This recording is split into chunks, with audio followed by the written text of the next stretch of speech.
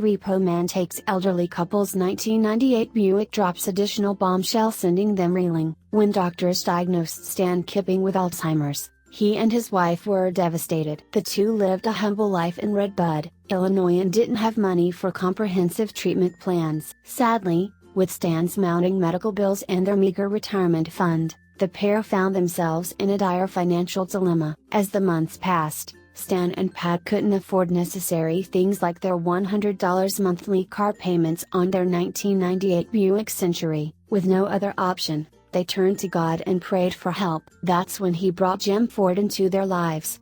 Jim was the repo man sent out to recover the Kippings' vehicle, and now they say he's their guardian angel. Jim politely approached Stan and Pat and asked for the keys to their car. Rather than cause a commotion like many of Jim's other disgruntled customers, Pat handed them over peacefully. She told CBS News that everything at that point was in God's hands. There was no reason to get upset. When he took the car, I said, "God, do whatever you think is best for us." You know, God works in mysterious ways. After taking possession of the vehicle and hooking it up to his truck, Jim began to drive away. However, he only got a few feet away from their home before the guilt took over. Jim stopped his truck and immediately reached for his cell phone.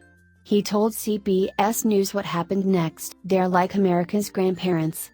I saw my grandparents in them, and I made it a block before I pulled over and called the bank.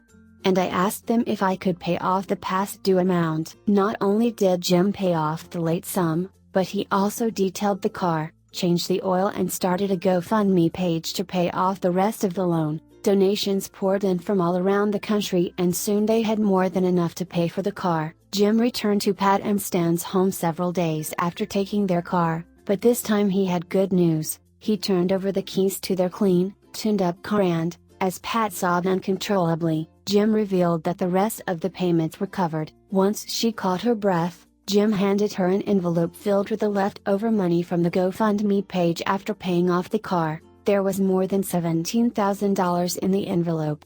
This was the miracle she and Stan prayed for. Pat told CBS News that Jim restored their faith in the kindness of humans. "He was wonderful. I mean, he's the kindest man I've ever met in all my life. There's good people out there. He's our guardian angel." Please share this heart-touching story with your friends and family and subscribe our channel for more.